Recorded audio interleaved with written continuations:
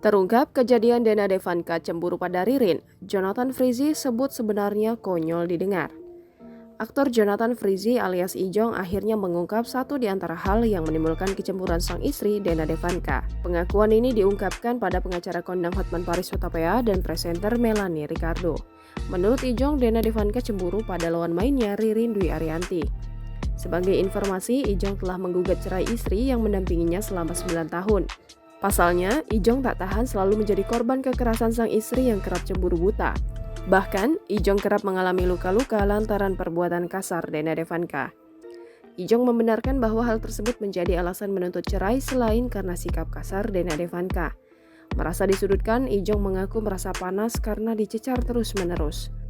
Ijong akhirnya membeberkan suatu contoh kecemburuan Dena Devanka pada rekan lawan mainnya.